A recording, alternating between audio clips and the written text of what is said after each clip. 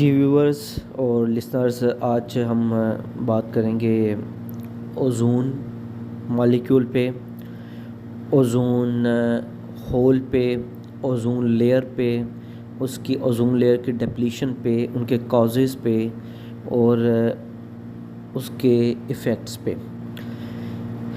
ये जर्नल भी सारा आपको डिस्क्राइब करूँगा, प्रोसेस पूरा। उसके अलावा ये 10th क्लास का जो लेक्चर है उसको भी कवर करेगा और सेकेंड ईयर के लेक्चर जो है उसमें भी ओजोन डिप्लीशन का लेक्चर है, उसको भी कवर करेगा। जी, ओजोन मॉलिक्यूल जो O3 इसका फार्मूला है।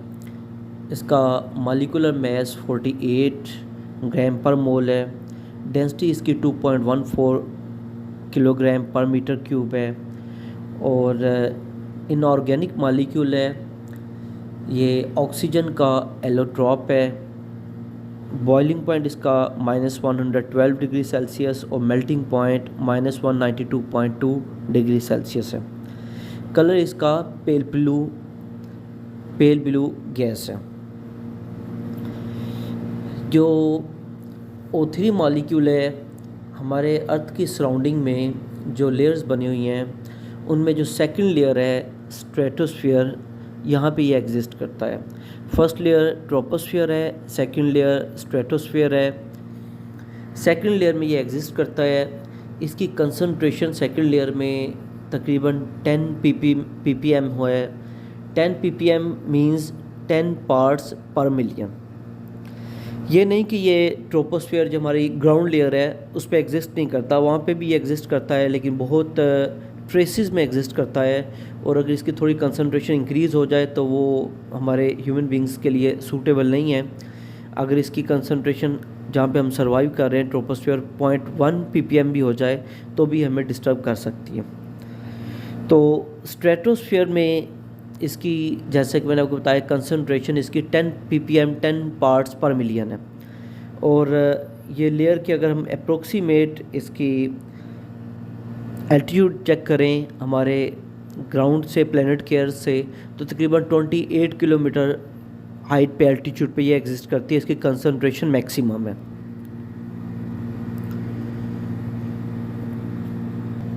जी व्यूवर्स और लिसनर्स, आपको फर्दर कैरी करने से पहले इसकी एक इम्पोर्टेंस बता दूं कि साइंटिस्ट का ये ख्याल है कि जब तक ओजोन लेयर अर्थ को सराउंड नहीं करती थी तो उस वक्त तक इस प्लेनेट अर्थ पे कोई भी लाइफ सरवाइव नहीं कर रही थी।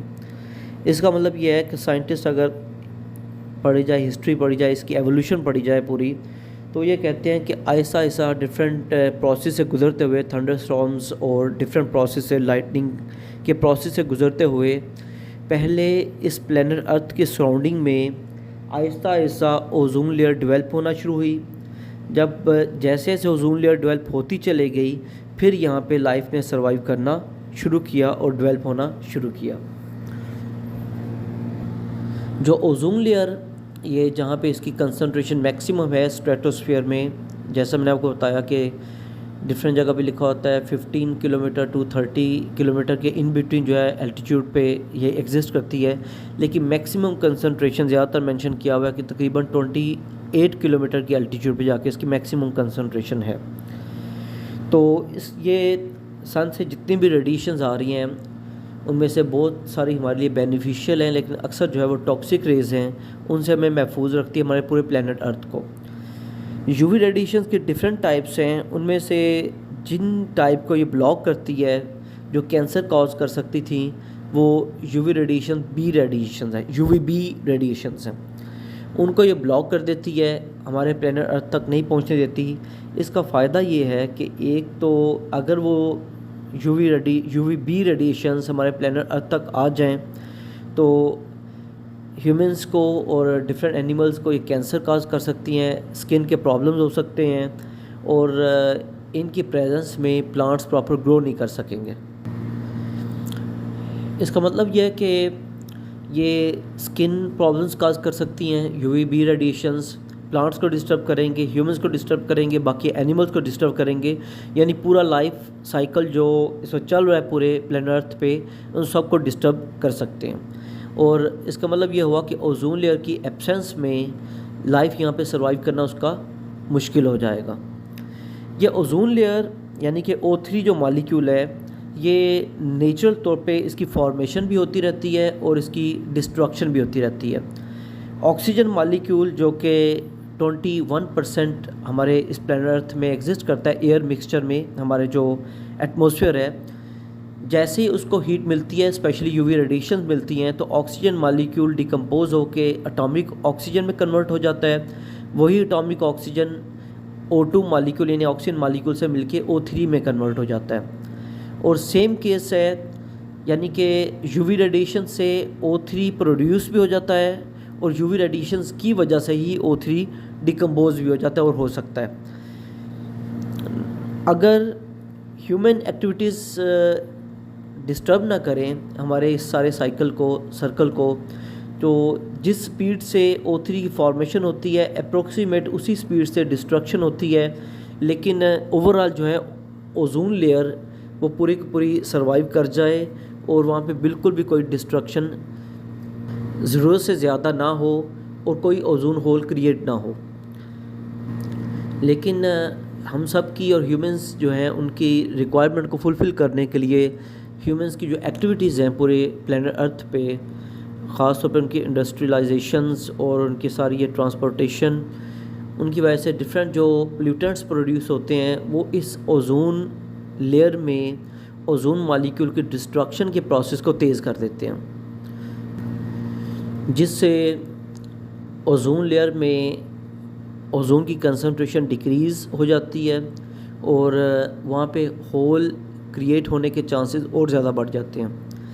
सबसे पहले जो ओजोन लेयर में होल यानी ओजोन होल को ऑब्ज़र्व किया गया वो 1980s में किया गया, और लेकिन सबसे पहले जो पब्लिश किया गया इस ओजोन होल के बारे में सारी डिस्क्रिप्शन और इनकी रीज़न्स वगैरह, वो जो साइंटिस्ट ने उनमें पार्टिसिपेट किया उनमें जो फॉरमैन, ब्रायन गार्डिनर और शेंकलिन साइंटिस्ट जो है, इन्होंने एक पेपर पब्लिश करवाया 1985 में जिसमें सारी ये डिस्क्रिप्शन दी गई कि अंटार्कटिका के जो एरिया है वहाँ पे एक ओजोन में होल ऑब्ज़र्व किया गया है, और फिर रीज़न भी उन्होंने सारी बताई कि इसमें जो ओजोन लेयर में होल ऑब्ज़र्व किया गया है इसकी रीज़न्स पोल्यूटेंट्स हैं। वो सारे पोल्यूटेंट्स जो एयर में, उनमें ख़ास तौर पे वो पोल्यूटेंट्स जो ओजोन लेयर को डिस्ट्रॉय कर रहे हैं, उनमें नाइट्रोजन के ऑक्साइड्स हैं, क्लोरीन और ब्रोमीन के एटम्स जो कि क्लोरोफ्लोरोकार्बन्स से रिलीज़ होते हैं। तो अब ओजोन होल क्रिएट होने की रीज़न्स को ज़रा डिस्कस करते हैं। जैसा कि पहले मैंने बताया कि नाइट्रोजन के ऑक्साइड्स, नाइट्रोजन का जो ऑक्साइड है वो जो रोल प्ले करता है वो नाइट्रिक ऑक्साइड है NO।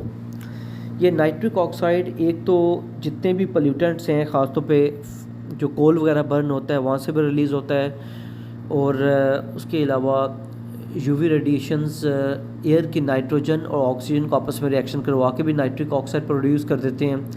ये नाइट्रिक ऑक्साइड ऊपर जाएगा और ओजोन लेयर से O3 मॉलिक्यूल से रिएक्शन करेगा और उस O3 को O2 में कन्वर्ट कर देगा, यानी ओजोन के मॉलिक्यूल को ब्रेक कर देता है। इस वक्त तकरीबन जितनी ओजोन मॉलिक्यूल या ओजोन लेयर डिस्ट्रॉय हो रही है उसका 70% जो है ये नाइट्रिक ऑक्साइड यानी कि नाइट्रोजन की जो ऑक्साइड्स हैं वो डिस्ट्रॉय कर रहे हैं।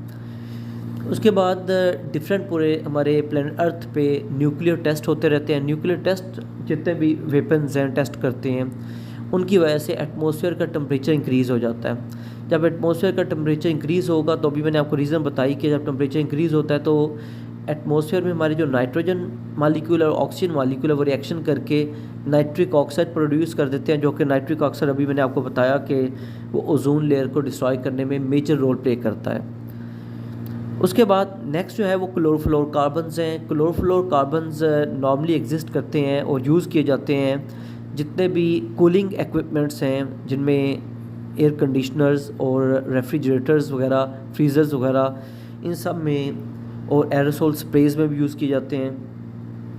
ये जब एयर में रिलीज़ होते हैं तो बहुत स्टेबल मॉलिक्यूल्स हैं क्लोरोफ्लोरोकार्बन्स। इनमें से एक जो CF2Cl2 क्लोरोफ्लोरोकार्बन स्टेबल मॉलिक्यूल्स हैं, ये जल्दी डिस्ट्रॉय नहीं होते और एयर में एटमॉस्फेयर में किसी से रिएक्शन नहीं करते। ऐसा ऐसा मूव करते करते ये ओजोन लेयर तक पहुंच जाते हैं। जब O3 मॉलिक्यूल को ये टच करते हैं, उसके साथ रिएक्शन करते हैं और O3 मॉलिक्यूल को ओजोन को एटॉमिक ऑक्सीजन या O2 मॉलिक्यूल में कन्वर्ट कर देंगे। यहाँ पे भी रिएक्शन क्यों हो जाता है? क्योंकि वहाँ पे यूवी रेडिएशंस हैं, यानी यूवी रेडिएशन इन क्लोरोफ्लोरोकार्बन्स को ब्रेक करने में और एटॉमिक क्लोरीन रिलीज़ करने में रोल प्ले करते हैं। जो एटॉमिक क्लोरीन क्लोरोफ्लोरोकार्बन से रिलीज़ होती है वो फिर रिएक्शन करती है O3 मॉलिक्यूल से, ओजोन मॉलिक्यूल से, और क्लोरीन मोनोऑक्साइड और एटॉमिक मॉलिक्यूलर ऑक्सीजन जो है वो प्रोड्यूस करते हैं, यानी क्लोरीन मोनोऑक्साइड और मॉलिक्यूलर ऑक्सीजन प्रोड्यूस करते हैं। ये जो क्लोरीन एटॉमिक क्लोरीन है जो रिलीज़ होती है क्लोरोफ्लोरोकार्बन से, ये एक क्लोरीन का एटम 100,000 जो है वो O3 मॉलिक्यूल को डिस्ट्रॉय करने की एबिलिटी रखता है। यानी जब तक ये उस स्ट्रेटोस्फीयर से फर्दर आगे रिलीज़ नहीं हो जाता, उस वक्त तक ये तकरीबन 100,000 O3 मॉलिक्यूल को, यानी O3 ओजोन मॉलिक्यूल्स को डिस्ट्रॉय कर चुका होता है। इस तरह से ये सारे पोल्यूटेंट्स जो है ओजोन लेयर को डिस्ट्रॉय करते हैं। उस वक्त 1985 में जब ये पब्लिश किया गया, उसके बाद काफ़ी कुछ एक्शन लिए गए और डिफरेंट जो है कंपनीज़ को इंस्ट्रक्शन दी गई कि जो क्लोरोफ्लोरोकार्बन्स हैं इनको यूज़ ना किया जाए। हर वो मॉलिक्यूल या कंपाउंड जो कि रिलीज़ होके, हर वो मॉलिक्यूल या कंपाउंड जो यूज़ होने के बाद एयर में रिलीज़ होता है और एटॉमिक क्लोरीन या एटॉमिक ब्रोमीन रिलीज़ करता है, उसको बैन किया गया। और फिर 1980s में 1990s तक तो ओजोन होल जो है वो इंक्रीज़ हो रहा था, लेकिन उसके बाद अब जब ऑब्ज़र्व किया गया साइंटिस्ट ने, तो आफ्टर 2000 जो है 2010 टू 2020 तक जो है वो होल, उसके जो विड्थ थी ऐसा ऐसा उसमें कमी आ रही है। क्योंकि जैसे मैंने आपको शुरू में बताया कि अगर ह्यूमंस एक्टिविटीज़ इंटरवीन ना करें तो जिस स्पीड से ओजोन डिस्ट्रॉय होता है उसी स्पीड से नेचुरल तौर पे ओजोन बन भी जाता है। ओजोन लेयर ऐसा ऐसा ओजोन मॉलिक्यूल बनते बनते वहाँ पे उसकी कंसंट्रेशन को फिल कर देती है। उसके अलावा कोशिश ये की जा रही है कि क्लोरोफ्लोरोकार्बन्स के जो अल्टरनेटिव्स हैं वो प्रिपेयर किए जाएं। उनमें से एक जो अल्टरनेटिव है वो HFCS हाइड्रोफ्लोरोअल्केन्स, ये यानी इस तरह से अरेंज किया गया इनका फार्मूला कि इनमें क्लोरीन एग्जिस्ट ही नहीं करती। काम वही करेंगे जो क्लोरोफ्लोरोकार्बन्स करते हैं, लेकिन इनमें क्लोरीन एग्जिस्ट नहीं करती। इसी तरह से हर उस एक्टिविटी को रोका जा रहा है, कोशिश की जाती है जो क्लोरोफ्लोरोकार्बन रिलीज़ करती है, ताकि ओजोन लेयर जो है वो मेंटेन रहे और जितने भी ह्यूमंस और बाकी सारी स्पीशीज़ हैं प्लांट्स और एनिमल्स की, वो इजीली और बेहतर तौर पे इस प्लैनेट अर्थ पे सर्वाइव कर सकें। Okay viewers, take care.